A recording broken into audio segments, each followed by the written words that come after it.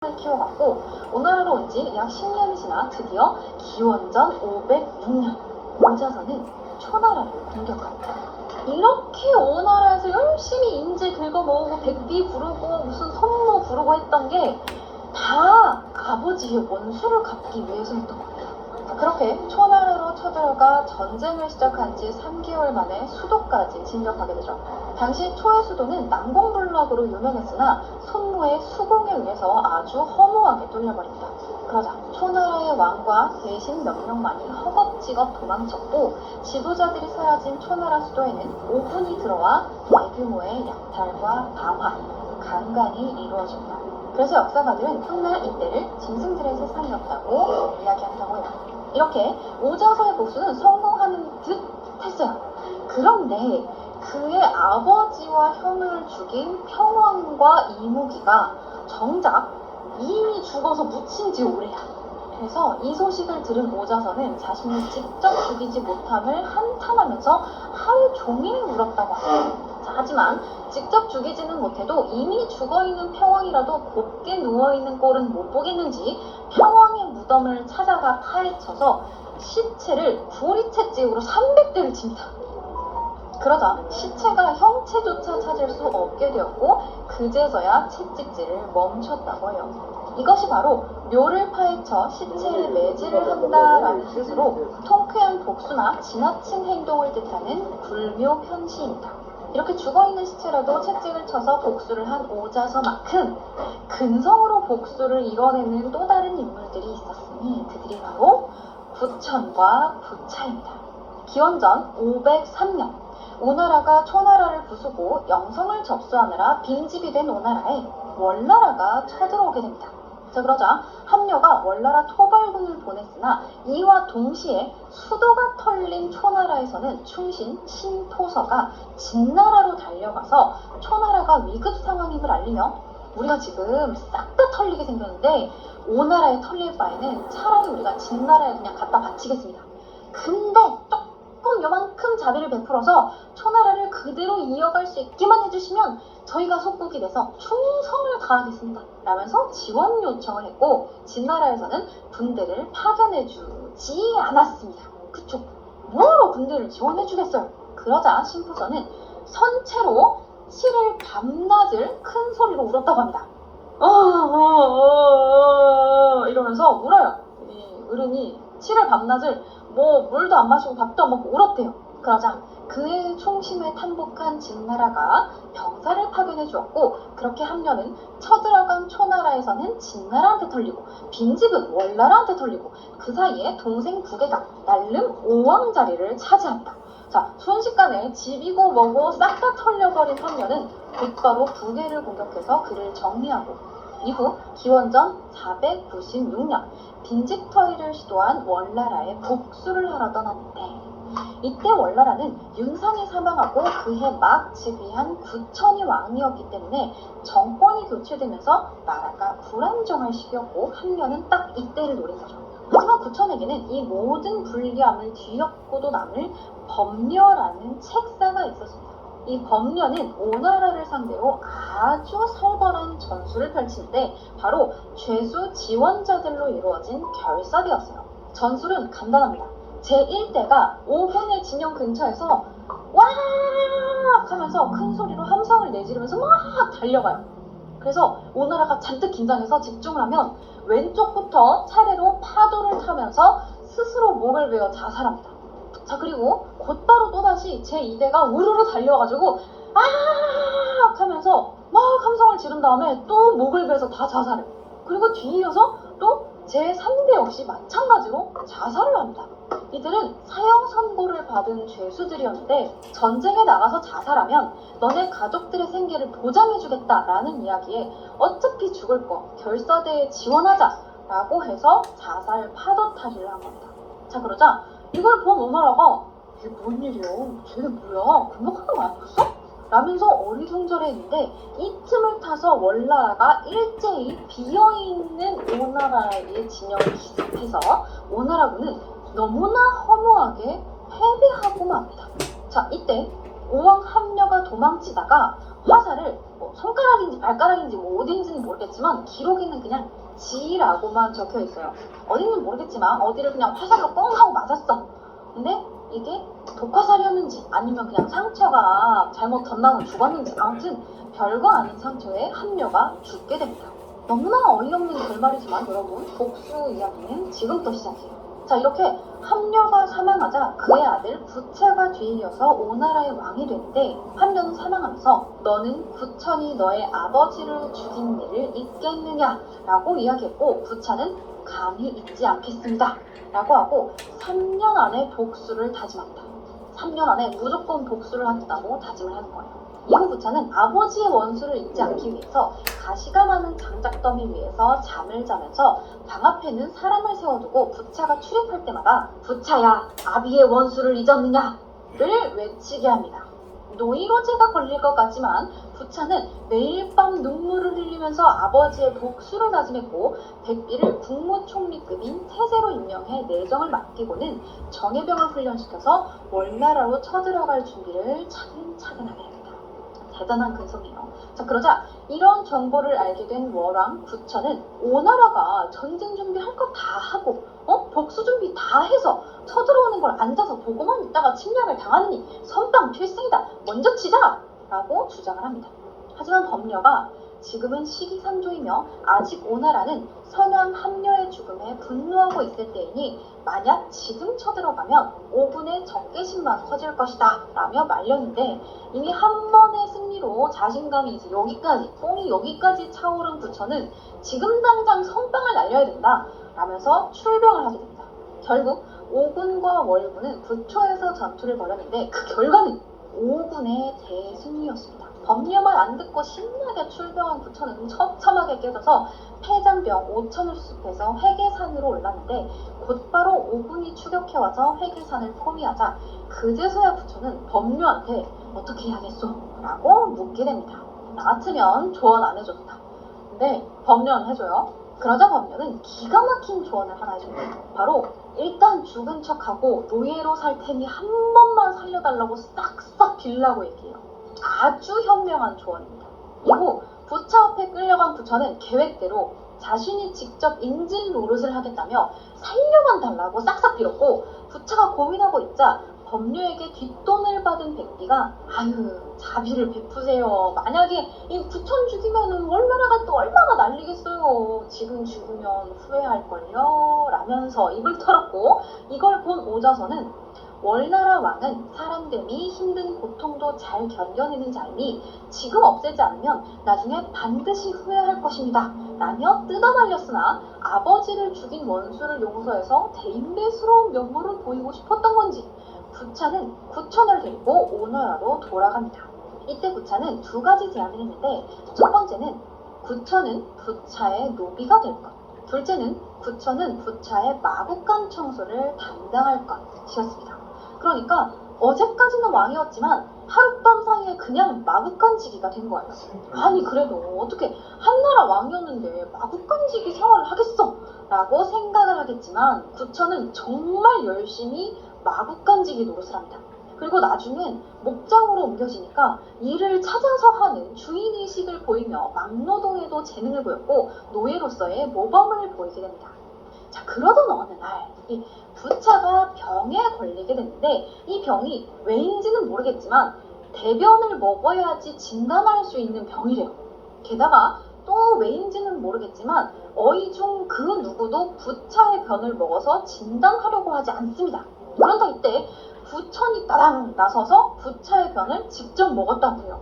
아니 이 맛은 똥에서 신맛이 납니다 라며 맛평가를 했고, 대리진단의 결과 부차의 병은 3개월 뒤면 나을 거라는 결론이 났습니다. 자, 그리고 3개월 뒤 정말로 부차의 병이 씻은 듯이 나았다고 해요.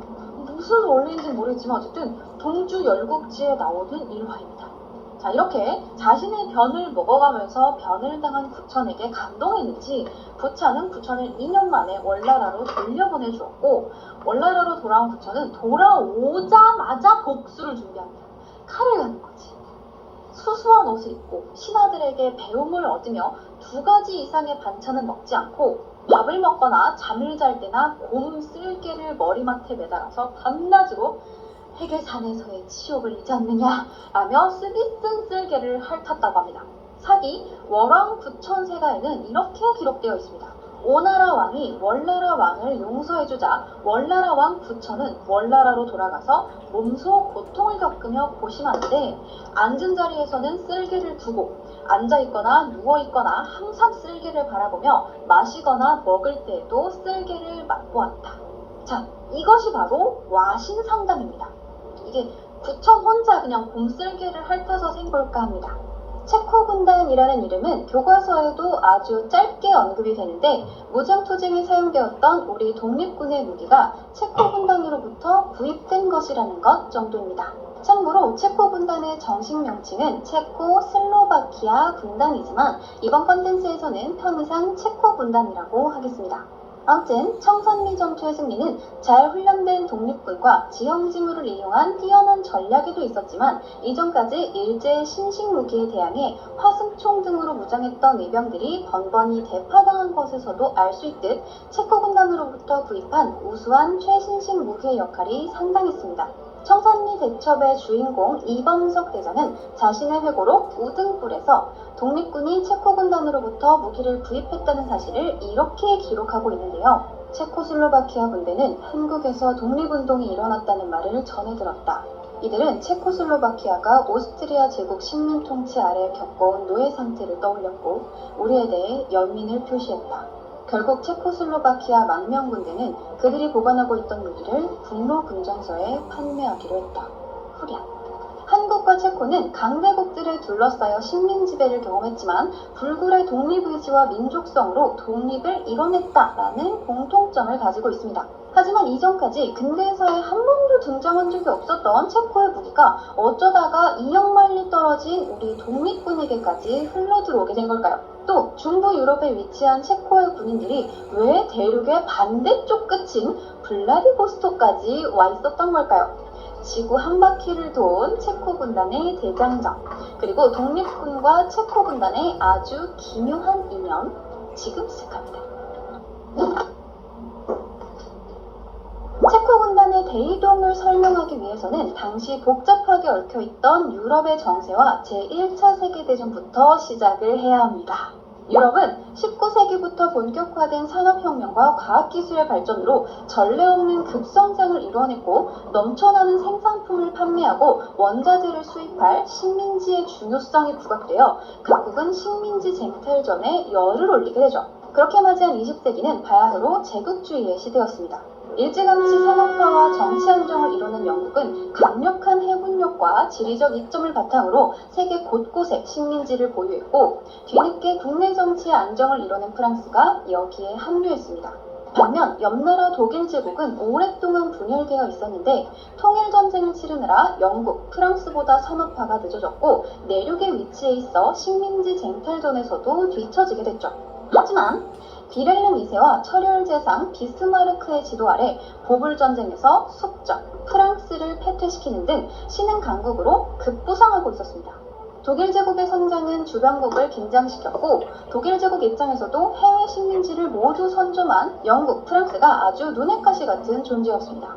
한편 식민지 개척과는 거리가 멀었던 내륙 중부 유럽에서도 또 다른 파워게임이 진행되고 있었으니 당시 유럽은 19세기부터 확산된 민족주의가 뿌리를 내려 있었고 오랜 시간 오스만 투르크의 지배를 받던 발칸반도의 남, 서 슬라브인들은 모든 슬라브 형제들이 힘을 합쳐 외세를 물리치자 라는 범슬라브주의를 내걸고 단결하기 시작했으며 같은 슬라브 민족 러시아가 큰형님을 자처하고 나섰습니다.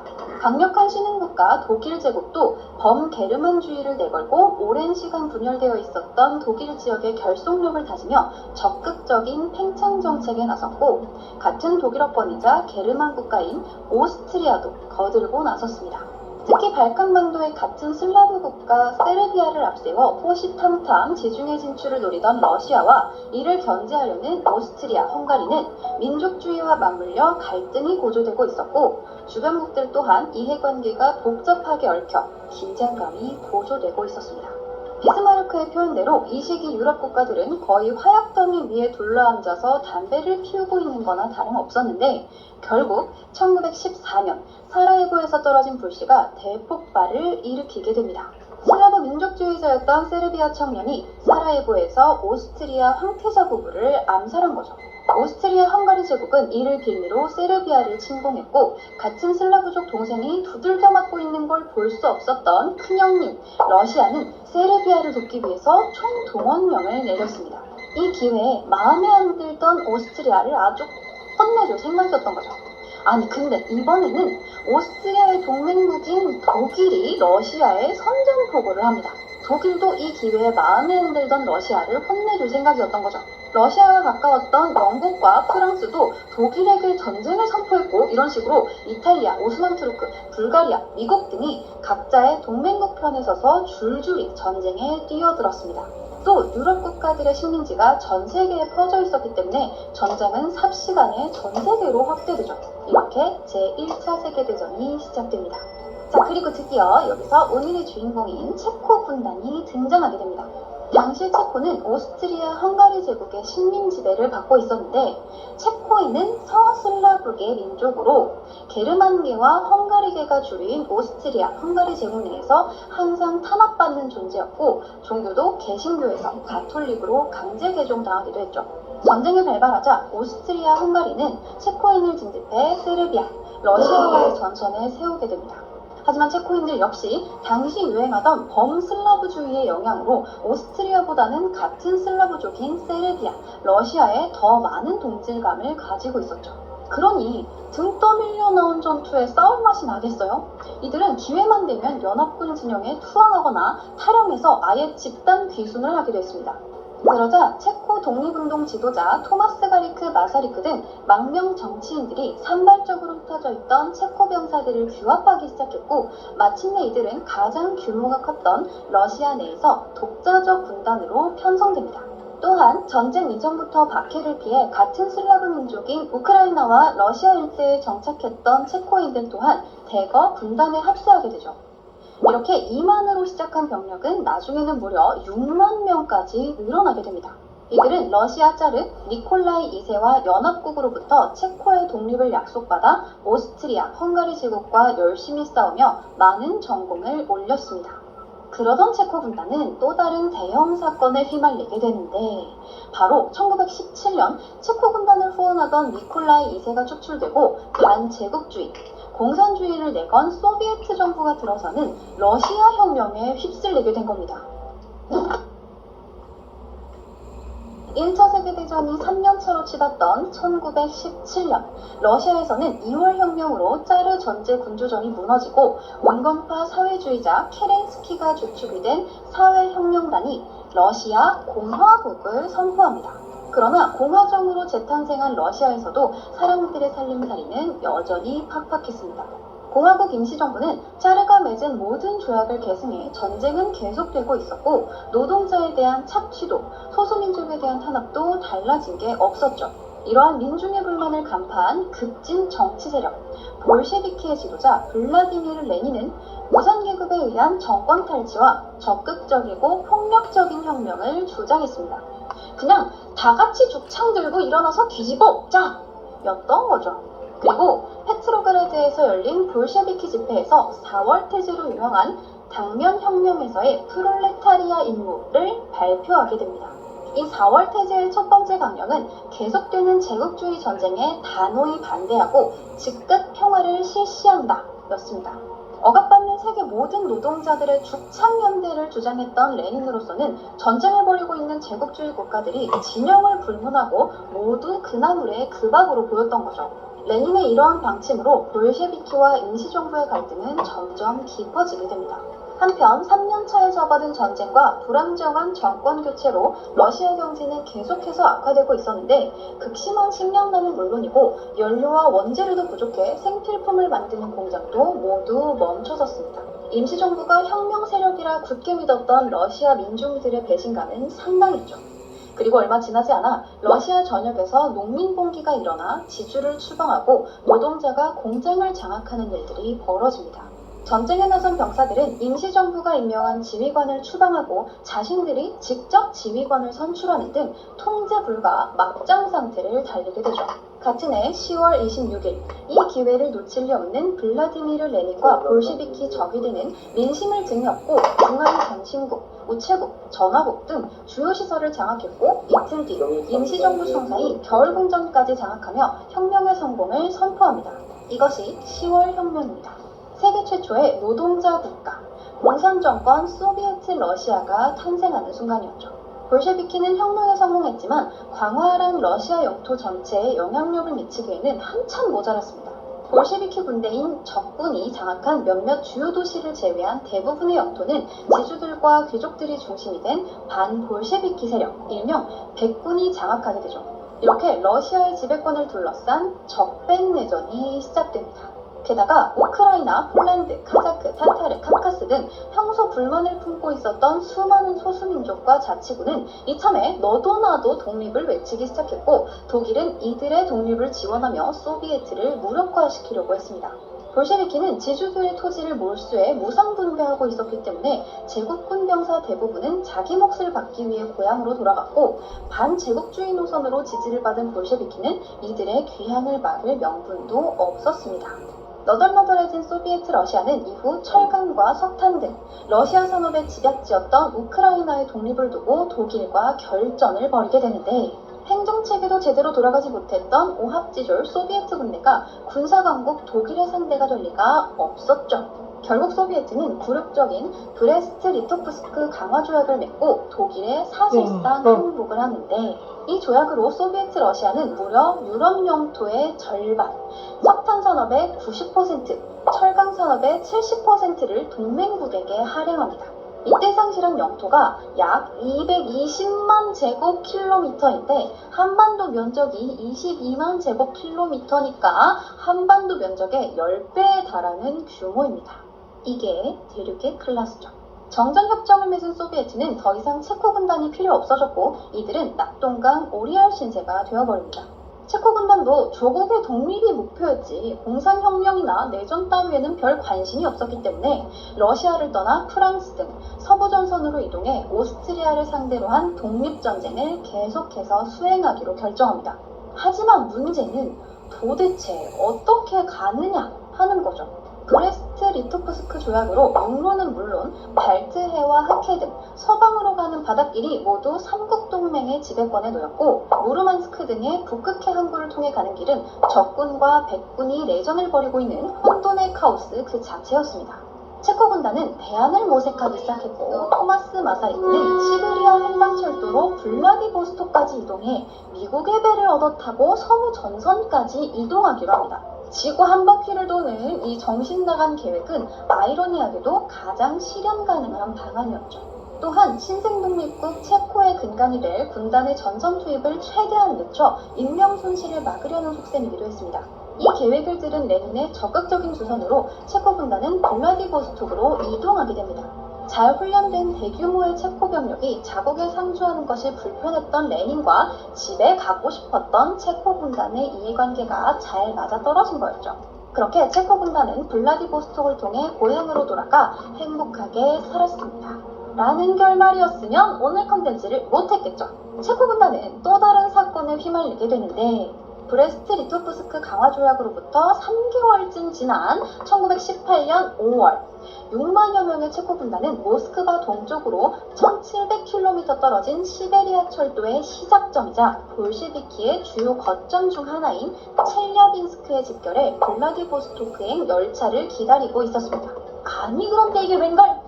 원수를 외나무 다리에서 만나버립니다. 강화 조약에 따라 본국으로 송환 중이던 독일과 오스트리아, 헝가리 포로들과 맞닥뜨리게 된 겁니다. 소비에트를 굴복시키고 사실상 승전국 포로로 기세등등하게 귀환 중이던 이들은 체코 군단을 보자마자 시비를 털기 시작합니다. 그냥 오 하는 수준이 아니라 진짜로 짱돌을 던지고 법규를 날리며 시비를 털었고, 양측의 기싸움은 점점 거칠어져 헝가리 포로들이 던진 돌에 체코 병사 한 명이 맞아 죽고, 그러자 분노한 체코 병사들이 헝가리 포로 몇 명을 끌어내서 총으로 쏴 죽이는 대환장 사태가 벌어지게 됩니다. 사태가 심상치 않게 돌아가는 것을 감지하고 나타난 첼리아빈스크의 볼셰비키 당국은 오히려 발포한 체코 병사를 체포하고 군단의 무장 해제를 요구하는데, 사실 체코 군단이 백군의 세력의 근거지인 시베리아를 통과하면서 이들과 합류하지 않을까 우려했던 볼셰비키 당국이 좋은 명분을 찾은 거였죠. 참고로 이때 체코 군단의 행렬은 마치 영화 설국열차처럼 거의 이동하는 도시 그 자체였습니다. 철갑과 포대, 기관총으로 중무장한 열차에는 병원, 제빵소, 은행 등이 있었고, 심지어 신문사까지 있어서 열차 내에서 신문도 발행할 정도였죠. 상황이 이러했으니 솔직히 체코 군단 입장에서는 좀 빡이 치지 않겠습니까?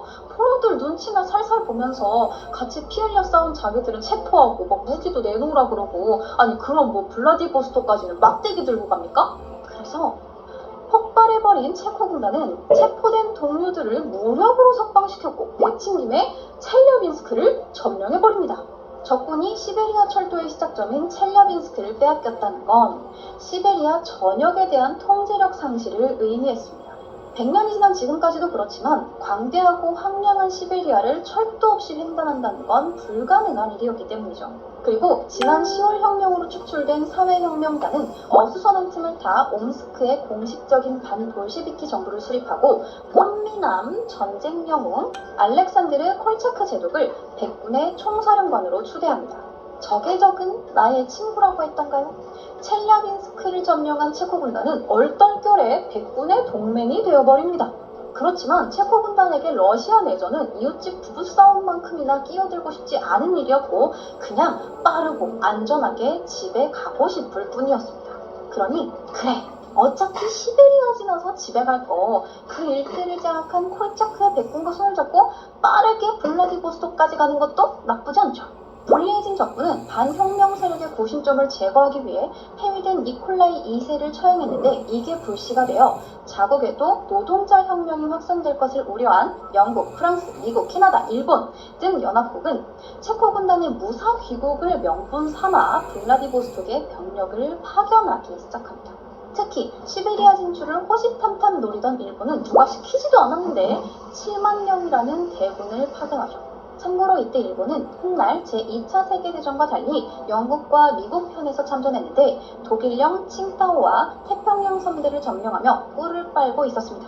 체코 군단은 세 갈래로 나뉘어 볼셰비키 잔당들을 소탕하며 동진을 계속했는데, 1918년 4월 마침내 선발대 일부가 처음으로 블라디보스톡에서 유럽 전선으로 넘어갔고, 나머지 병력들도 백군과 함께 시베리아 철도를 따라 주둔하며 차례를 기다리고 있었습니다. 그 사이 콜차크가 이끄는 백군은 연합국과 체코 군단의 지원을 등에 업고 승승장구하며 몰다간 근처까지 진격했고, 러시아 전역에 퍼져있는 반볼셰비키 세력의 새로운 구심점으로 떠오르는 듯 했으나 얼마 못 가 콜차크 제독의 한계가 드러나게 됩니다. 훌륭한 군인이긴 했지만 훌륭한 정치가는 아니었던 거죠.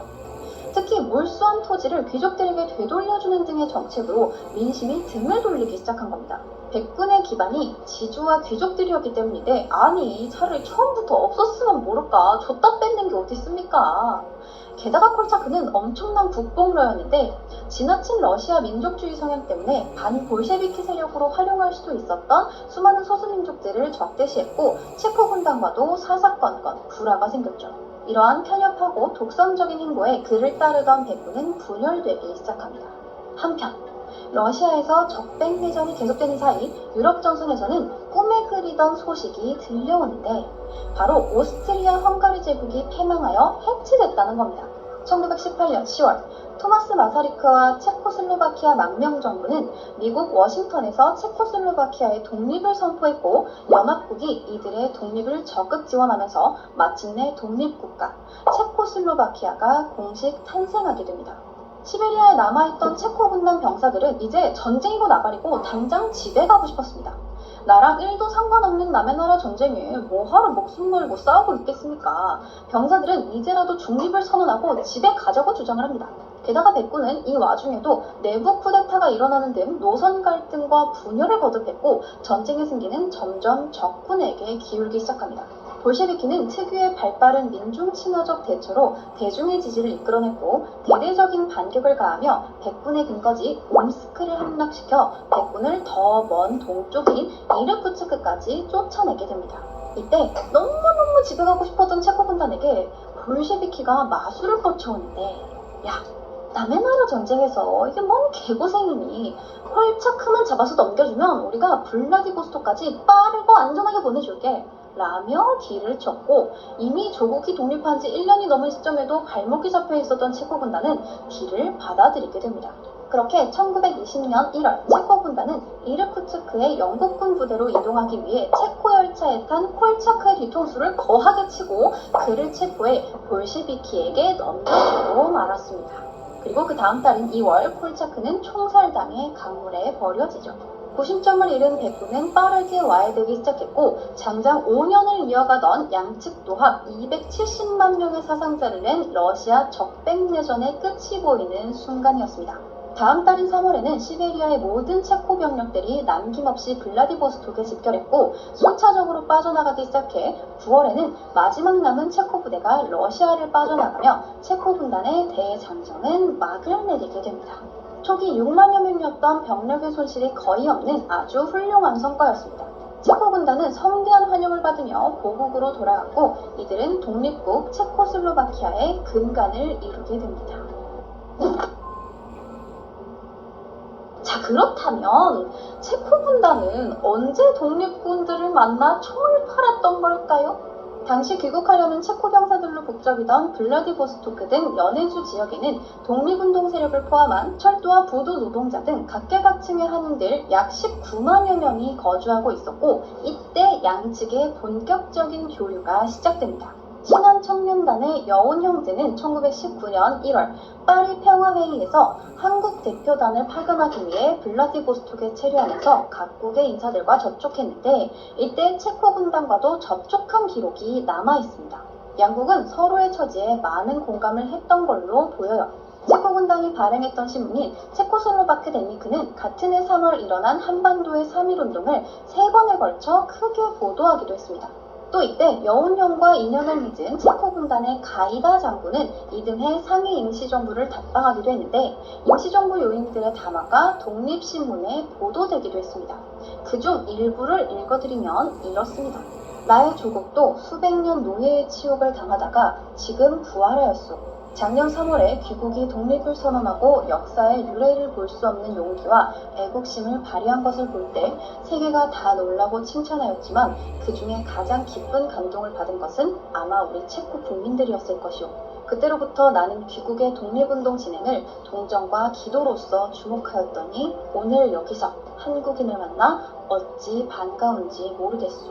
중년. 그런데 나를 귀국의 동지로 알아주시오. 다시 만날 때는 피차에 영광 있는 독립국민으로 만납시다. 라는 내용입니다. 듣기만 해도 가슴 벅찬 내용이죠. 비교적 늦게 귀국했던 가이다 장군의 부대로부터 독립군이 대부분의 무기를 구매했다고 추정되는 이유이기도 합니다. 하지만 이후 가이다 장군의 행적에 딱히 주목할 만한 내용은 없었고 오히려 귀국 후 한국에 대해 잘못된 설명을 하는 등 그의 진정성을 어디까지 믿어야 하는가에 대해서는 아직 논란의 여지가 있습니다. 아무튼 이렇게 1919년부터 무장 독립투쟁론을 주장하던 간도의 독립군들을 중심으로 체코 군단의 무기를 구입하기 시작했는데 양측의 거래 내용은 앞서 이야기한 이범석 대장의 우등불이나 여러 독립군의 증언에서 구체적인 사실이 확인되지만 체코 측의 공식 기록이 남아있지는 않습니다. 체코 군단은 귀국을 위해 연합국인 일본의 협조가 필요한 상황이었고 이에 대항하는 독립군과의 무기 거래에 대한 내용을 굳이 남길 필요는 없었던 걸로 추정하고 있을 뿐이죠. 한편 1920년 당시 조선총독부 경무국은 우리 독립군과 체코 군단의 무기 거래를 아주 구체적이고 상세하게 파악하고 있었는데 역설적이게도 이 문서들이 이제 한국의 독립운동사를 파악하는 귀중한 자료가 되고 있습니다. 몇 개를 읽어드리자면 조선인 박창호가 체코 군인으로부터 구입한 총 60정, 탄환 6,000발은 29일 조일이 휴대하고 러시아군 소속 조선인 5명의 호위를 받고 시크오트 방면으로 운반된 흔적이 있다. 후렴. 김영준은 7월 중순 체코 장교로부터 군총 300정, 탄약 수만 발, 폭탄 1600개를 구입하고 노령 땅 어느 섬으로부터 범선에 적재하여 수분학으로부터 이독으로 운반하고 한상렬의 손에 넘겨주었다. 후렴. 불령선인 신이라는 자는 은닉 중인 체코군 무기 5만 정, 기관총, 수류탄 5,000개를 소량씩 매입하여 암으로만으로부터 배로 은밀히 적출하여 중국 마차로 반도하자 역에 운반해 조선 영내에 밀송하고 있다. 후렴. 자, 이처럼 체코군단과 독립군 간의 무기거래 형태는 산발적이고 여러 단계를 거친 복잡한 과정이었을 걸로 추정됩니다. 안타깝게도 이 문서에 적혀있는 조선인 박창호, 김영준, 신이라는 인물들이 어떠한 분들이었는지는 알 수가 없죠. 체코 군단의 무기를 구입한 사람들은 독립군 외에도 중국인과 러시아인들을 포함해 블라디보스톡에서 활동하던 다양한 민족과 계층의 사람들이었기 때문에 귀국 과정에서 쓸모없게 된 무기를 처분하는 과정이었지 체코 군단이 한국의 독립을 지원하기 위해서 무기를 팔았다고 보기는 어려울 수 있습니다. 다만 이렇게 구입한 체코 무기가 청산리 전투 승리에 막대한 역할을 했다는 것만큼은 부정할 수 없는 사실이죠. 자, 그리고 그 막대한 역할을 한 모신나강 소총 한정과 탄환의 가격은 당시 조선인 노동자 1년치 노임과 맞먹을 정도로 비쌌습니다. 자, 그렇다면 독립군들은 이 비싼 총들을 다 어떻게 산 걸까요? 체코 군단이 우리나라만 식민지 DC를 해준 걸까요? 아니죠. 체코 군단의 귀국 후 한국의 것으로 보이는 금비녀와 가락지, 비단 보자기 등의 물건이 체코 골동품 시장에 쏟아져 나왔는데 이는 무기 구매 자금이 임시정부뿐만 아니라 수많은 민중들의 피와 땀으로 모금된 것이라는 사실을 짐작해야 합니다. 청산리, 봉오동 전투와 독립운동의 밑거름은 바로 민중들이었다고 할 수 있겠죠. 자, 강대국들에 둘러싸여 식민지배를 경험한 한국과 체코, 양국의 독립을 위한 노력과 이를 둘러싼 국제 환경을 다각적으로 이해하는 건 오늘날을 살아가는 우리에게도 많은 교훈을 줍니다. 음수사원 불정지인이라는 말이 있어요. 물을 마실 땐 그 근원을 생각하고 우물을 판 사람에게 감사해야 한다는 뜻입니다. 우리가 지금 누리는 자유와 풍요의 근원을 다시 한번 생각해보는 건 어떨까요? 자, 그럼 오늘 컨텐츠는 여기까지.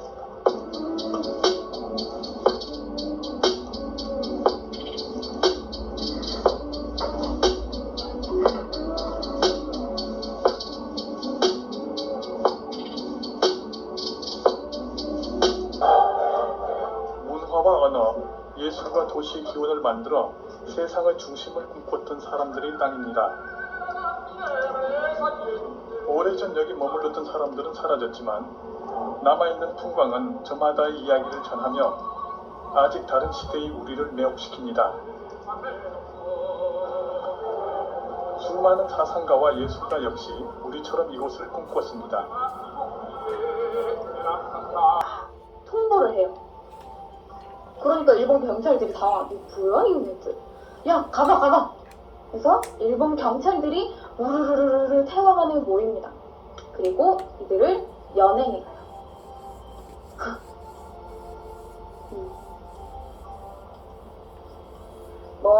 물론 당황스러울 수 있어. 왜 자백했을까라는 이야기가 있는데 우리는 꿀릴 거 없다 라는 생각이었을 수 있어. 우린 당당하니까. 우리가 한 건 정당한 일이고 우리는 당당하기 때문에 잡아갈 수 있으면 잡아가봐 이렇게 하는 거겠죠. 자, 어쨌든 이렇게 민족 대표들이 잡혀갔고 또 다른 단체가 있죠. 우리 학생들은 탑골공원에 모여만 있었어. 민족 대표 33인이 와야지 시작을 할 거 아니에요. 그들이 주축인데. 그래서 마냥 기다리고 있었어. 언제 오시지? 이분들이 언제 오시지? 그때는 핸드폰도 없으니까 SNS, 카톡 이런 거 못하니까 그냥 마냥 기다리고만 있었지. 언제 오지? 그러다가 이제 슬슬 뭔가 안 오는 거 아니야? 우리끼리 뭐 할 수 있겠니? 안 되는 거 아니야? 우리 그냥 갈까? 라고 생각할 때쯤 돌연 한 학생이 연단에 뛰어듭니다. 그리고 읽기 시작해요. 모든 자애가 조선 독립국가, 조선인의 자주민임을 선언하거라. 차로서 세계 만방에 고하여 인류 평등의 대의를 표명하며 차로서 자손 만대에 고하여 민족 자존 정권을 영육케 하리라. 딱 이러면서 읽어요. 그러면서 다 읽고 대한독립 만세를 외쳐. 그러니까 뜬금없이 사람들이 모여있다가 뭐지? 왜 갑자기 대한독립 만세를 외치지? 라고 하는데 모여있던 학생들이 막 태극기를 뿌리기 시작해요. 태극기를 나눠주고 미리 인쇄해왔던 독립선언서를 막 나눠줍니다. 그러면서 사람들이 태극기를 막 흔들면서 대한독립 만세를 거기서 다 외치기 시작하는 거예요. 태극기로 뒤덮이게 됩니다. 그러니까 일본 경찰들은 당황했겠죠. 이건 이 당시 사진은 아니지만 어쨌든 이렇게 많이 몰려있었던 사람들이 대한독립 만세를 막 외치니까 일본 경찰들이 와요. 일본 경찰들이 와서 막 잡아가고 때리고 난리가 났겠죠. 시위대 너네 물러가! 라고 하는데 대한독립 만세만 외치고 있어요. 그러니까 이 평화적인 시위대를 향해서 폭력을 휘두르기 시작합니다. 이게 3.1운동이에요. 이렇게만 이야기할 순 없어요. 근데 왜냐하면 3.1운동이 지난 이후에도 만세 시위는 끊이지 않았거든. 이 3.1운동이 분수령이에요. 이 3.1운동을 기점으로 독립운동이라는 게 엄청나게 활발해지기 시작했단 말이에요. 3.1운동이 끝나고 나서 3월 중순이 되면서 이 철도가 연결된 중소도시로 3.1운동이 다 퍼져나가기 시작해요. 3월 말에서 4월 초는 거의 전국적으로 만세 시위가 일어납니다. 들불처럼 이 기차로 왔다 갔다 하기가 편하니까 학생들이나 이 지방 서울에 있던 사람들이 자기 지역으로 내려가서 만세 운동을 다 같이 하자 이거예요. 중소도시로 퍼져나가고 더 작은 마을로 전국적으로 다 퍼져나간 거예요. 그렇게 1919년 4월 전북 익산에서도 만세운동이 벌어지게 됩니다. 이 당시에 교사였던 41세 문용기 선생이라는 분이 있었어요. 이분은 독립운동을 해서 선생이 아니라 당시 진짜로 선생님이었어요. 이분이 선생님이었는데 주변인들이랑 같이 장날을 만세운동 거사일로 잡아서 4.4 독립 만세운동을 펼칩니다.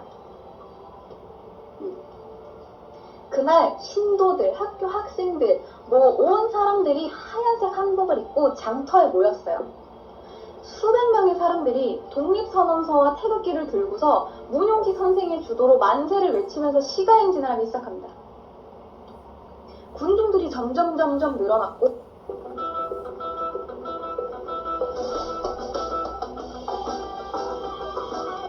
만세 함성이 점점 커집니다. 그러다 보니까 또 일본 헌병이 나타나요. 사람들을 무차별적으로 진압하기 시작합니다. 이때도 문용기 선생은 선두에 서서 태극기를 들고 만세를 외쳤어요. 만세! 대한독립 만세! 그걸 본 일본 헌병이 태극기를 들고 있던 문용기 선생의 오른팔을 칼로 베어버립니다. 태극기가 뚝 하고 떨어졌겠죠. 오른손과 함께. 그러자 문용기 선생은 팔 하나쯤은 신경도 쓰지 않는다는 듯이 멀쩡한 왼팔을 들어서 다시 태극기를 들었습니다. 또다시 대한독립 만세를 외쳐요. 대한독립 만세! 그러니까 일본 헌병이 또다시 왼손을 자릅니다. 또 떨어졌겠죠. 두 팔을 잃었음에도 불구하고 앞으로 뛰어나가면서 대한독립 만세를 외쳤어요. 격분한 일본 헌병은 문용기 선생을 따라가서 총검으로 온몸을 찌르고 난자합니다. 그렇게 처참하게 살해해요. 그리고 시신 수습까지 방해했어요.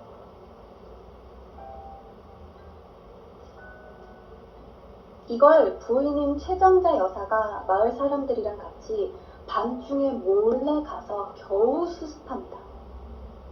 유족들은 문용기 선생이 순국했을 당시 입었던 이 피 묻은 저고리랑 두루마기를 항아리에 넣어서 땅속에 묻어요. 왜냐하면 이것마저 빼앗길까 봐. 이 피 묻은 저고리를 항아리에 넣어서 땅에 묻었다가 해방이 된 이후에 이걸 꺼내들고 통곡했다고 합니다.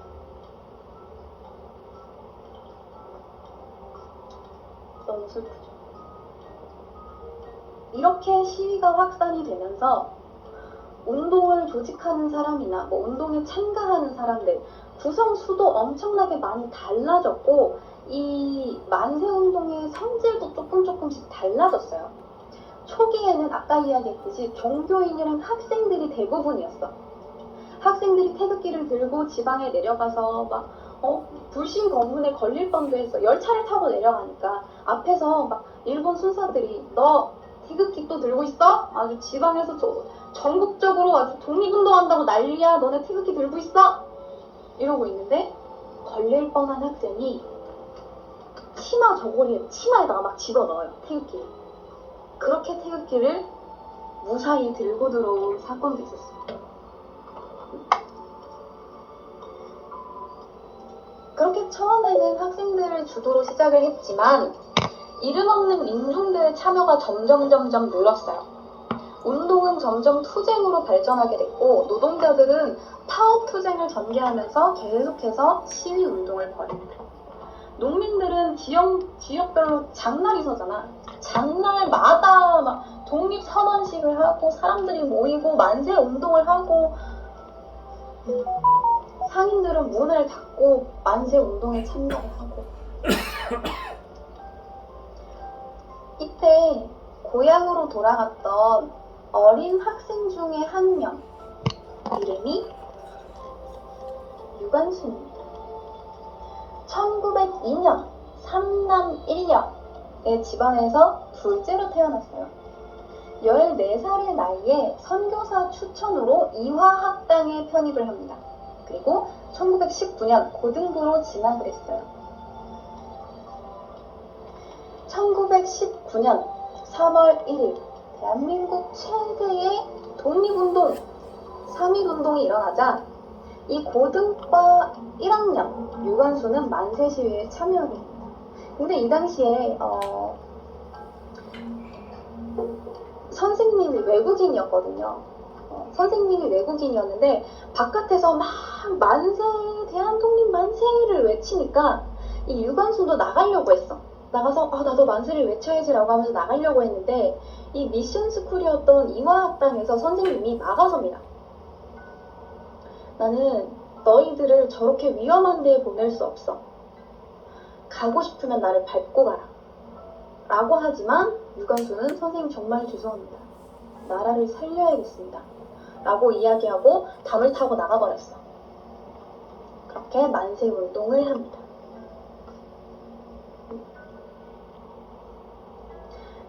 이렇게 만세 시위가 난리가 나니까 1919년 3월 10일에 학생들이 주도를 하다 보니까 일본이 더 이상 안 되겠다라고 해서 휴교령을 내려버렸어. 아예 모일 구실 자체를 안 만들어줬다고.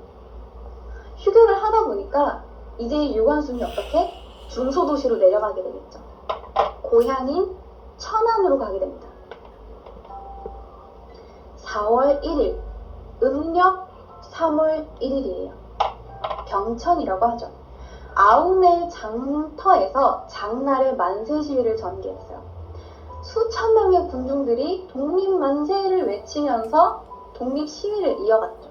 그 앞에 누가 있었냐? 유관순의 부모 유중권과 어머니 이씨가 있었어요. 이 부모님 역시 대한독립 만세를 외치면서 독립운동을 주도를 했는데 또다시 일본 헌명이 아버지를 죽입니다. 총으로 쏴서 아버지를 죽였어. 그러니까 옆에 있던 어머니가 내 이놈들 어떻게 사람을 이렇게 무참히 죽일 수가 있느냐 라고 하니까 어머니도 쏴서 죽여버려요. 눈앞에서 부모님을 잃었어. 일본군한테.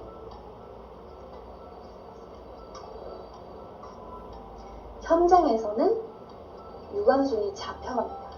거의 집안이 풍비박산이 난 거야, 순식간에. 일본 순사가 그렇게 이야기해요. 너 네가 한 거 순순히 인정하고 잘못했다고 얘기해. 너 더 이상 이거 안 한다고 얘기해. 수사에 협조한다고 이야기하면 내가 너 풀어줄 수도 있어. 라고 하지만 유관순은 들은 척도 안 하죠. 그렇게 5월 9일 1심 재판에서 재판정에다가 호통을 칩니다. 나이도 어린 학생 17살짜리가 재판정에 서서 제 나라를 찾으려고 정당한 일을 했는데 어째서 제 나라 독립을 위해서 만세를 부르는 것이 죄가 되느냐. 아무런 무기도 갖지 않고 만세를 부르며 시가행진을 하는 사람들에게 무차별 총질을 해대어 아버지, 어머니를 비롯한 무고한 수많은 목숨을 저리도 무참히 뺏을 수 있느냐. 죄가 있다면 불법적으로 남의 나라를 뺏은 일본에 있는 것이 아니냐. 입이 있어도 말할 수 없으며 귀가 있어도 들을 수 없고 눈이 있어도 볼 수 없는 이 지옥 같은 식민지배가 죄가 아니냐. 자유는 하늘이 내려준 것이며 이건 누구도 빼앗을 수 없다. 라고 이야기합니다. 집안 자체가 일단 거의 독립운동가 집안이에요. 오라버니였던 유우석이라는 사람 역시 독립운동가였어요. 근데 이 아버지 어머니가 사망하고 오라버니였던 유우석도 독립운동가였고 유관순은 잡혀갔단 말이에요. 근데 이 둘이 극적으로 만난 때가 있었어. 언제였냐? 둘 다 잡혔을 때야. 오라버니 유우석이 잡혀서 공주 검사국의 송치가 됐어. 그래서 둘이 만나게 됩니다. 그렇게 유관순은 잡혀 들어가서 서대문 형무소에 갇힙니다. 이 서대문 형무소 8관에 있었거든요. 8호실에 있었어요. 이 8호실에는 이 여옥사예요. 그러니까 여자들을 가둬놓는 옥사, 여옥사.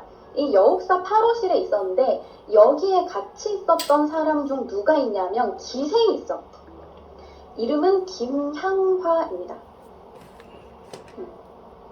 김향화라는 기생이 수원의 기녀들 30명을 데리고 3월 29일 날 수원 거리로 나가서 대한독립 만세를 외치고 잡혀 들어온 거예요. 이게 왜 중요하냐면 3.1운동은 신분 다 같은 탄산이 아니다. 오직 100% 리얼 탄산만이 직업 계층을 뛰어넘은 민족적 운동이란 이야기예요. 넌 기생도 잡혀왔냐 하겠지. 근데 기생까지도 대한독립 만세를 외쳤던 때가 바로 이때였어요. 그건 계층은 중요하지 않아. 신분 중요하지 않아. 그냥 조선인이면 모두가 거리에 나와서 대한독립 만세를 외치던 때였어.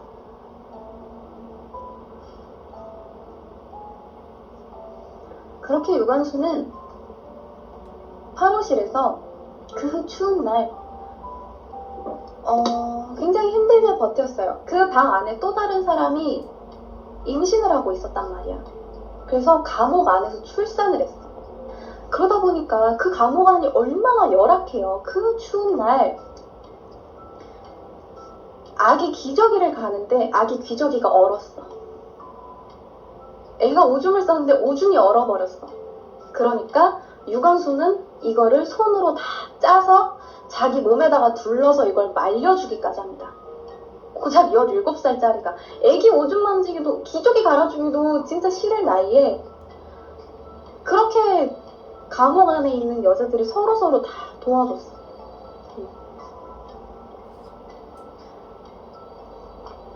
유관순은 1919년 4월에 체포돼서 처음 1심 때 받은 형량이 5년이었어.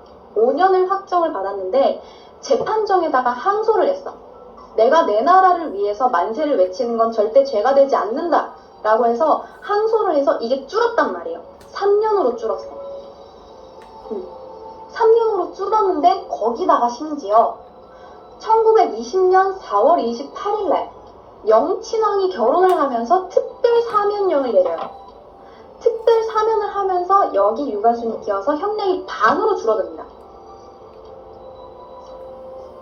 그러니까 1년 6개월만 있으면 됐는데 거기다가 심지어 4월에 체포돼서 7월까지 재판이 있었으니까 3개월이 소요가 됐잖아요. 이 3개월은 까는 거예요.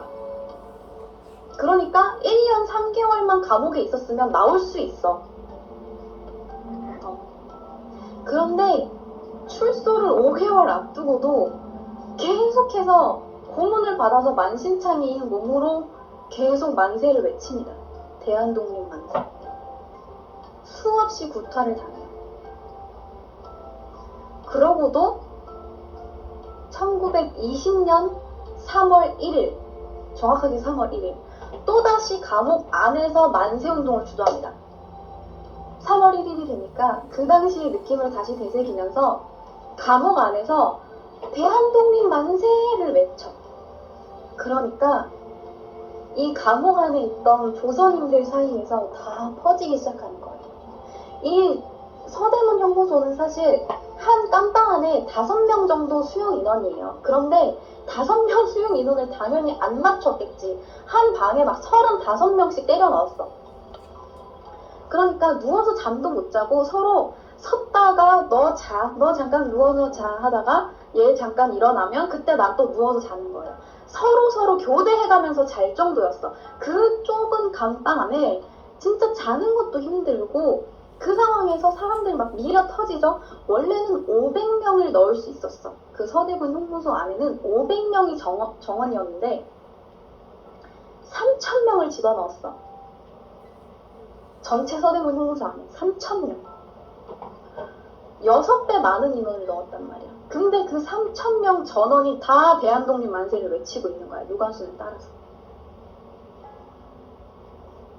그러니까 또 일본이 화가 나기 시작하죠.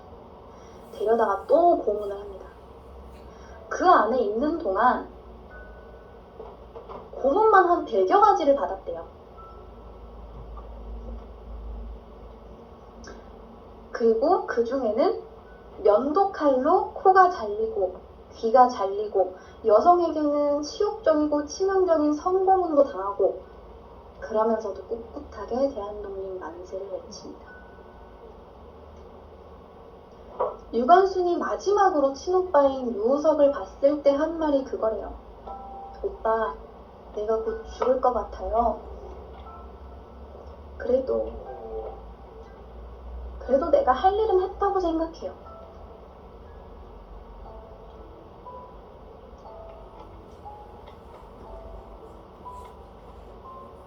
출소일이 1920년 9월 31일이었어. 근데 2일 전에 상황이 있어. 이틀만 버티면 나올 수 있었는데 이틀을 못 버티고 죽었어. 사망 원인은 타살. 고문 후유증으로 인한 내장, 방광의 파열.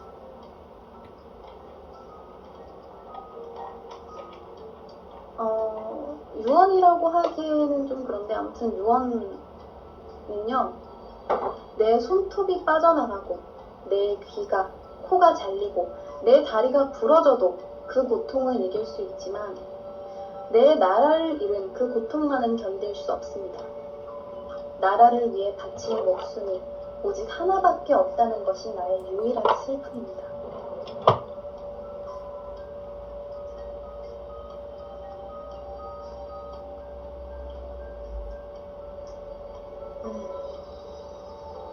그 정도였어. 나는 이렇게 못할 것 같아. 유관순 사망 당시 나이는 18살. 고작 18살.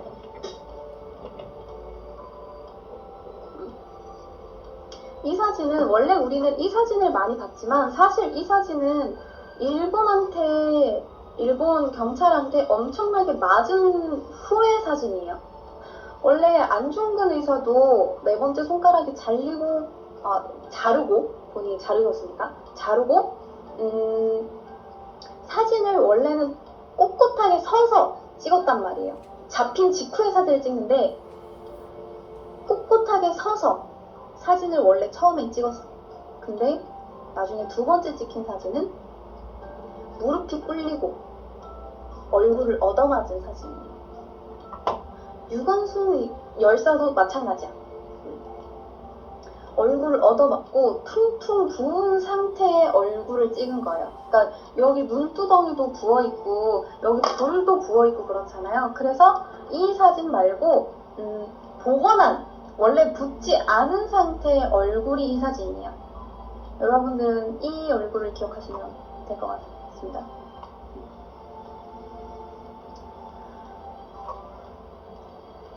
이게 유관순 열사의 이야기예요.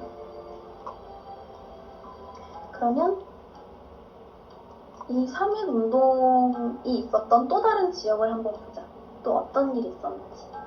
여러분 이거 지역 이야기하면 다 아실걸요? 1919년 아까 이야기했듯이 만세운동은 전국으로 퍼져나갔어. 강서 지역, 경상, 경기도, 화성, 송산 지역, 향남, 장안 다 퍼져나갔어. 그 중에서 화성 주민들이, 수천 명의 화성 주민들이 독립만세 운동을 벌였어. 그러자 일제는 예고 없는 발포를 하기 시작합니다. 그렇게 46명의 주민이 사살됐어요. 400여 명을 연행해 갔습니다. 그러자 이에 분개한 주민들은 봉화 시위를 하기 시작해요. 면사무소 사무실을 습격하기 시작하고 일본 순사들을 처단하기 시작합니다. 아까 이야기했듯이 처음 시작은 평화 시위였지만 지방으로 내려가기 시작하면서 점점점 성질이 바뀌어갔어. 니네가 우리 때렸어? 우리도 똑같이 때려줄 거야. 봉화 들자. 똑같이 때려주자 라고 하면서 굉장히 공격적인 시위를 벌이게 됩니다. 그러자 일제의 눈엣 가시가 됐습니다. 이 화성. 그렇게 4월 15일 오후 2시경 화성 제안리로 들이닥친 순사들은 갑자기 태도를 바꿔요. 야, 우리가 때렸던 거 진짜 미안한데 어쩔 순 없었다.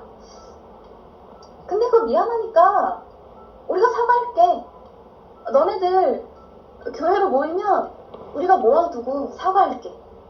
교회로 와라. 주로 15세 이상의 남성들을 7살 어린아이가 동생 먹여주겠다고 식모살이를 하고 있더라고요. 동생한테 아마 먹을 거 가져오겠다고 약속을 했나봐요. 제안리 교회로 불러. 미리 명단을 다 파악했어. 이 마을에 사는 사람들 나이가 몇 살인지, 남자인지 여자인지.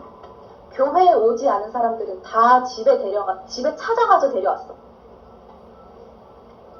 그렇게 교회에 남자들이 다 모였어요. 나서서 부처의 변을 직접 먹었다고요. 아니 이 맛은 똥에서 신맛이 납니다 라며 맛평가를 했고 대리진단에 해계산에서의 치욕을 잊지 않느냐 라며 쓰디쓴 쓸개를 핥았다고 합니다. 사기 월왕 부천세가에는 이렇게 기록되어 있습니다. 오나라 왕이 월나라 왕을 용서해주자 월나라 왕 부천은 월나라로 돌아가서 몸소 고통을 겪으며 고심하는데 앉은 자리에서는 쓸개를 두고 앉아있거나 누워있거나 항상 쓸개를 바라보며 마시거나 먹을 때에도 쓸개를 맛보았다. 자, 이것이 바로 와신상담입니다. 이게 부천 혼자 그냥 곰쓸개를 핥아서 생볼까 합니다. 체코군단이라는 이름은 교과서에도 아주 짧게 언급이 되는데 무장투쟁에 사용되었던 우리 독립군의 무기가 체코군단으로부터 구입된 것이라는 것 정도입니다. 참고로 체코군단의 정식 명칭은 체코슬로바키아 군단이지만 이번 컨텐츠에서는 편의상 체코군단이라고 하겠습니다. 아무튼 청산리 전투의 승리는 잘 훈련된 독립군과 지형지물을 이용한 뛰어난 전략에도 있었지만 이전까지 일제의 신식 무기에 대항해 화승총 등으로 무장했던 의병들이 번번이 대파당한 것에서도 알 수 있듯 체코 군단으로부터 구입한 우수한 최신식 무기의 역할이 상당했습니다. 청산리 대첩의 주인공 이범석 대장은 자신의 회고록 우등굴에서 독립군이 체코 군단으로부터 무기를 구입했다는 사실을 이렇게 기록하고 있는데요. 체코슬로바키아 군대는 한국에서 독립운동이 일어났다는 말을 전해 들었다. 이들은 체코슬로바키아가 오스트리아 제국 식민 통치 아래 겪어온 노예 상태를 떠올렸고 우리에 대해 연민을 표시했다. 결국 체코슬로바키아 망명군대는 그들이 보관하고 있던 무기를 분노군정서에 판매하기로 했다. 후랴. 한국과 체코는 강대국들에 둘러싸여 식민 지배를 경험했지만 불굴의 독립의지와 민족성으로 독립을 이뤄냈다라는 공통점을 가지고 있습니다. 하지만 이전까지 근대사에 한 번도 등장한 적이 없었던 체코의 무기가 어쩌다가 2억 마일리 떨어진 우리 독립군에게까지 흘러들어오게 된 걸까요? 또 중부 유럽에 위치한 체코의 군인들이 왜 대륙의 반대쪽 끝인 블라디보스토크까지 와 있었던 걸까요?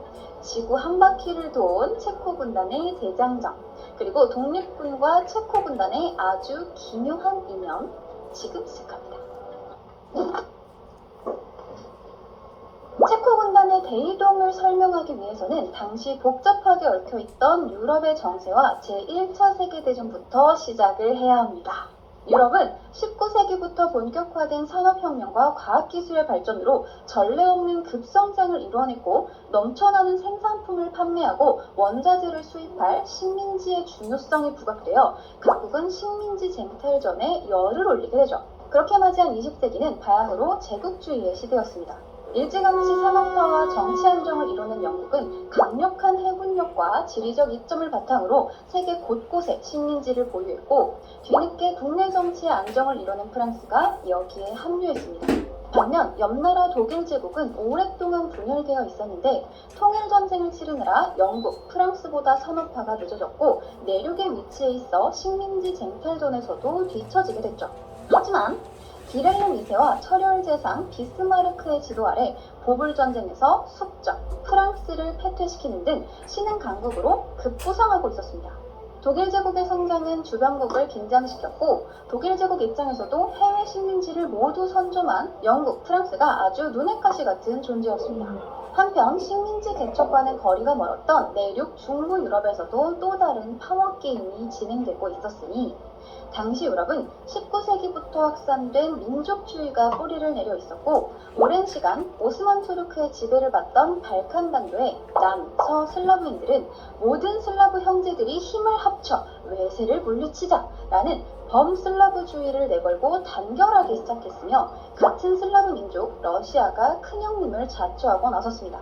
강력한 신흥국가 독일 제국도 범게르만주의를 내걸고 오랜 시간 분열되어 있었던 독일 지역의 결속력을 다지며 적극적인 팽창 정책에 나섰고 같은 독일어권이자 게르만 국가인 오스트리아도 거들고 나섰습니다. 특히 발칸반도의 같은 슬라브 국가 세르비아를 앞세워 호시탐탐 지중해 진출을 노리던 러시아와 이를 견제하려는 오스트리아, 헝가리는 민족주의와 맞물려 갈등이 고조되고 있었고 주변국들 또한 이해관계가 복잡하게 얽혀 긴장감이 고조되고 있었습니다. 비스마르크의 표현대로 이 시기 유럽 국가들은 거의 화약더미 위에 둘러앉아서 담배를 피우고 있는 거나 다름없었는데 결국 1914년 사라예보에서 떨어진 불씨가 대폭발을 일으키게 됩니다. 슬라브 민족주의자였던 세르비아 청년이 사라예보에서 오스트리아 황태자 부부를 암살한 거죠.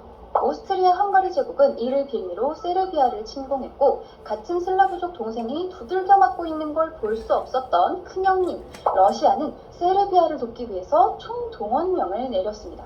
이 기회에 마음에 안 들던 오스트리아를 아주 혼내줄 생각이었던 거죠.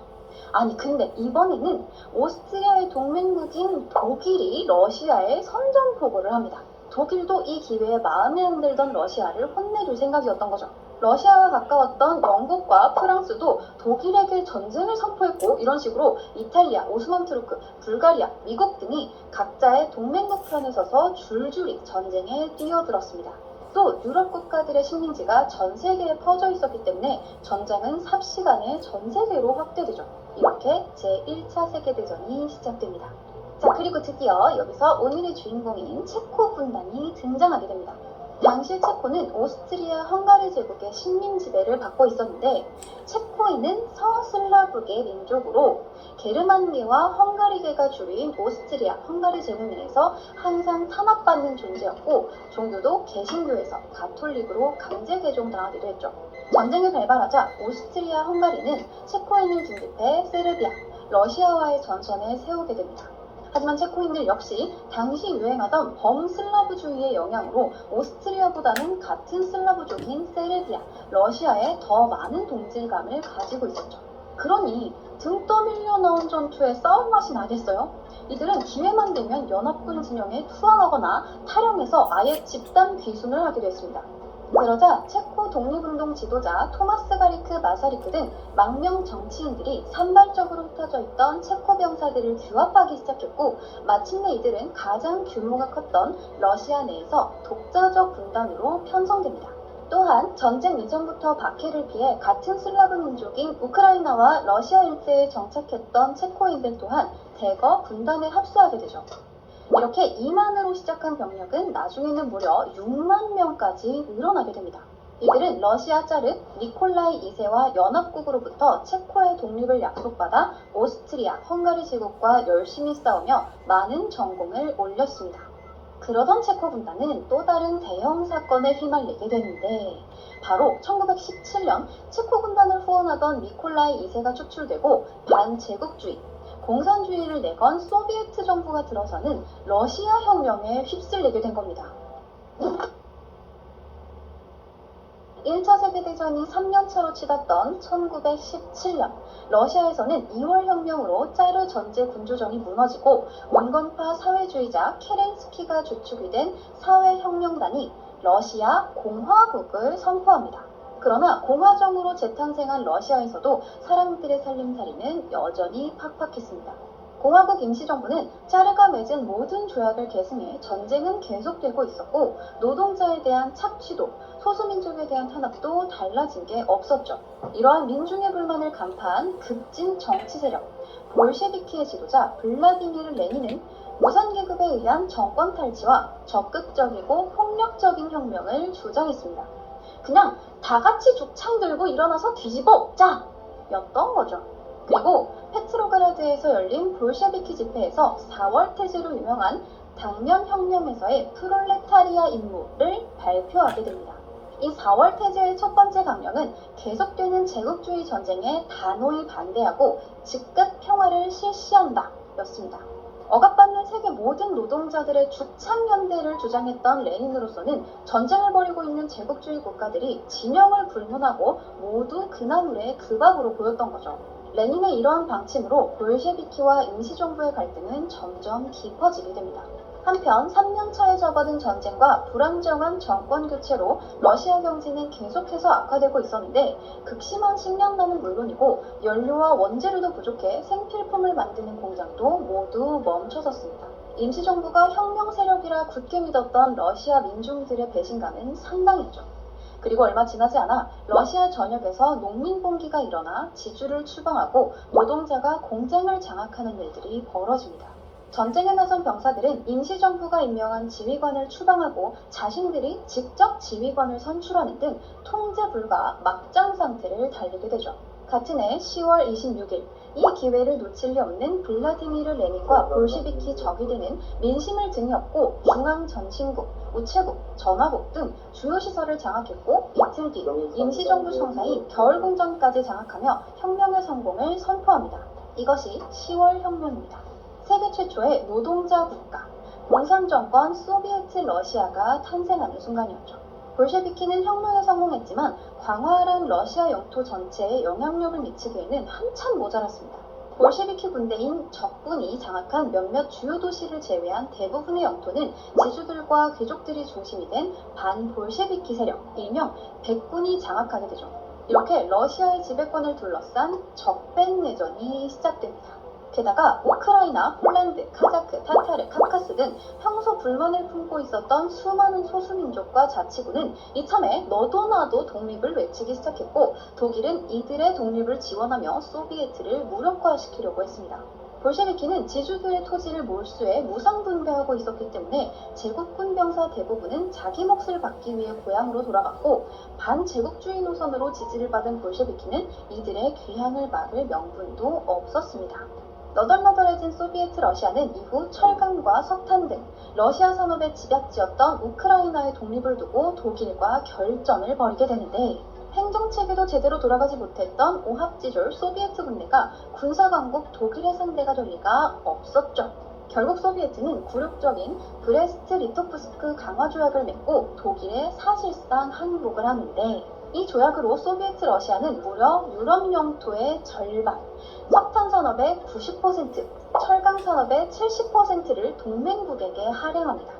이때 상실한 영토가 약 220만 제곱킬로미터인데 한반도 면적이 22만 제곱킬로미터니까 한반도 면적의 10배에 달하는 규모입니다.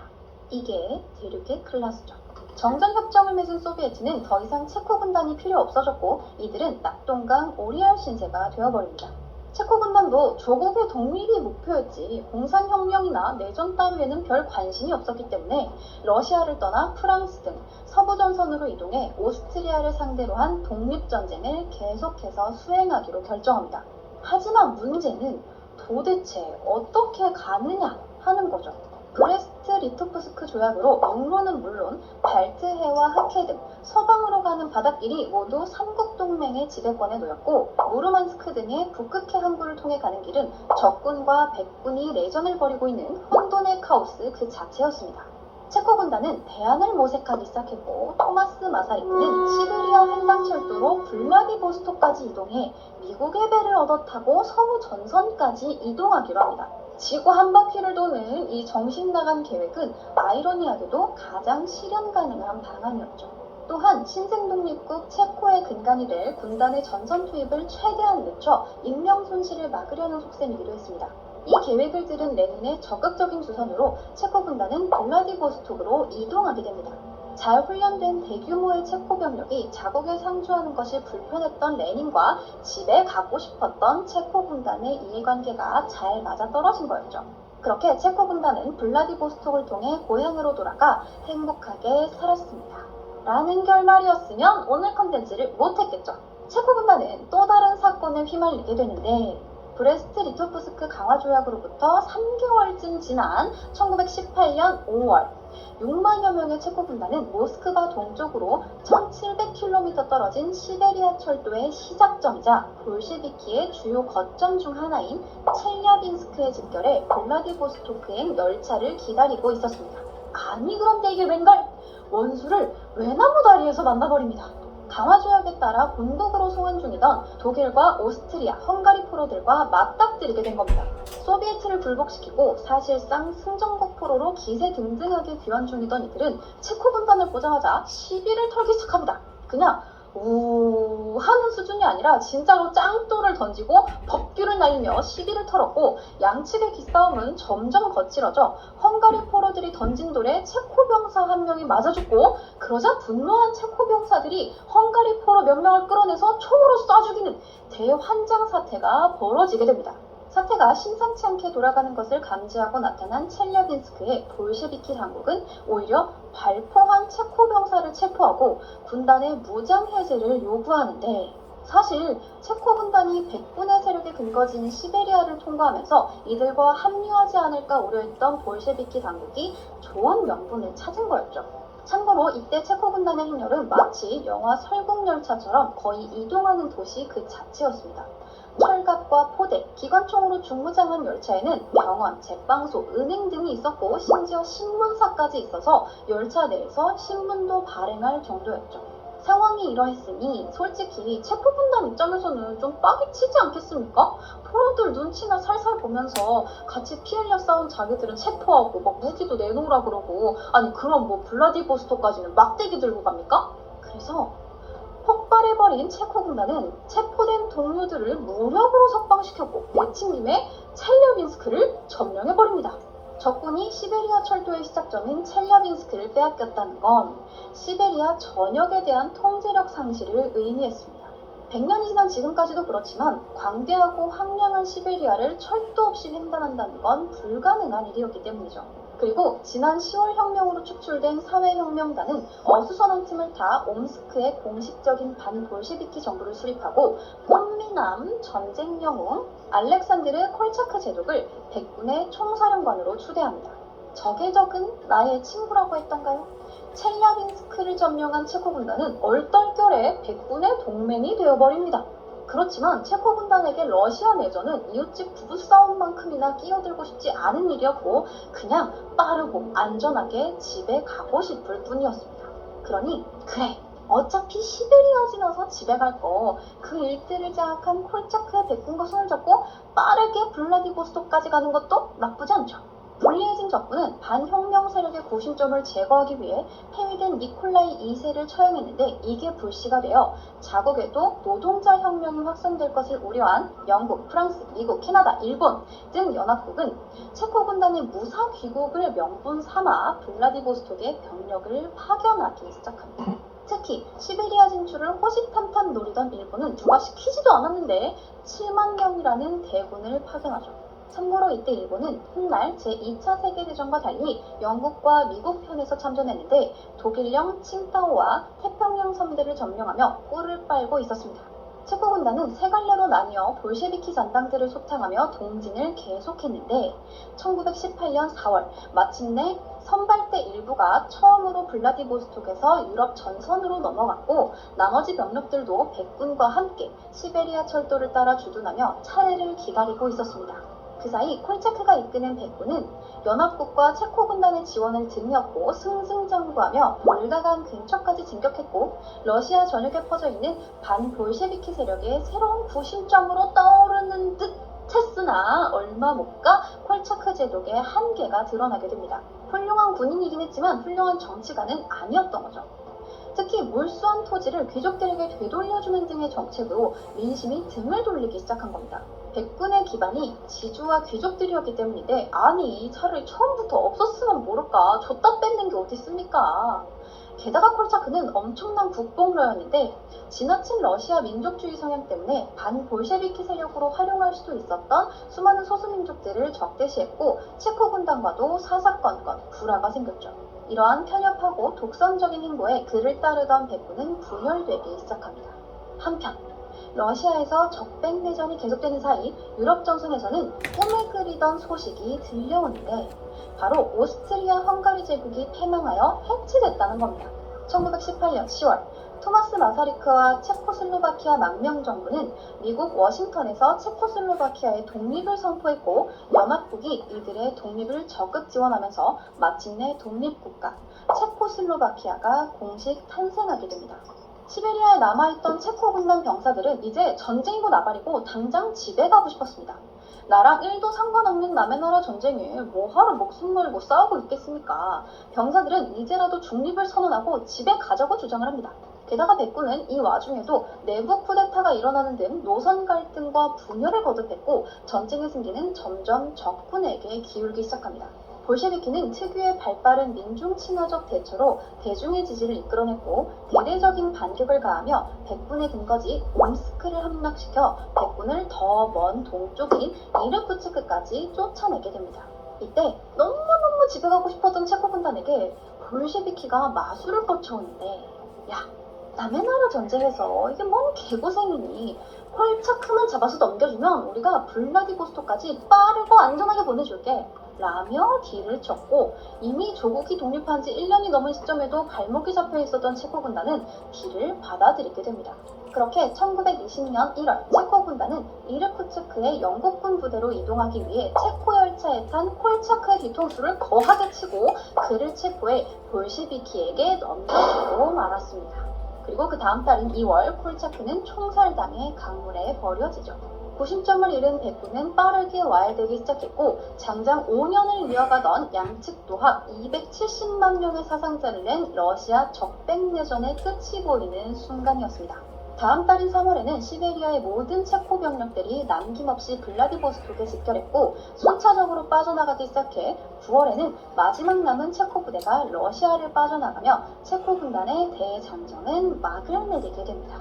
초기 6만여 명이었던 병력의 손실이 거의 없는 아주 훌륭한 성과였습니다. 체코 군단은 성대한 환영을 받으며 고국으로 돌아갔고 이들은 독립국 체코슬로바키아의 근간을 이루게 됩니다.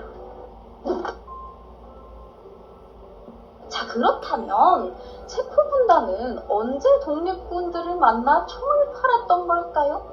당시 귀국하려는 체코 병사들로 북적이던 블라디보스토크 등 연해주 지역에는 독립운동 세력을 포함한 철도와 부도 노동자 등 각계각층의 한인들 약 19만여 명이 거주하고 있었고 이때 양측의 본격적인 교류가 시작됩니다.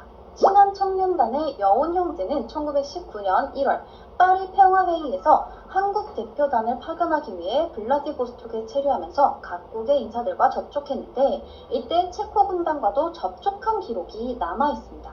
양국은 서로의 처지에 많은 공감을 했던 걸로 보여요. 체코 군단이 발행했던 신문인 체코슬로바크 덴니크는 같은 해 3월 일어난 한반도의 3.1운동을 3번에 걸쳐 크게 보도하기도 했습니다. 또 이때 여운형과 인연을 맺은 체코 군단의 가이다 장군은 이듬해 상해 임시정부를 답방하기도 했는데 임시정부 요인들의 담화가 독립신문에 보도되기도 했습니다. 그중 일부를 읽어드리면 이렇습니다. 나의 조국도 수백 년 노예의 치욕을 당하다가 지금 부활하였소. 작년 3월에 귀국이 독립을 선언하고 역사의 유례를 볼 수 없는 용기와 애국심을 발휘한 것을 볼 때 세계가 다 놀라고 칭찬하였지만 그 중에 가장 기쁜 감동을 받은 것은 아마 우리 체코 국민들이었을 것이오. 그때로부터 나는 귀국의 독립운동 진행을 동정과 기도로서 주목하였더니 오늘 여기서 한국인을 만나 어찌 반가운지 모르겠소. 중립. 원컨대 나를 귀국의 동지로 알아주시오.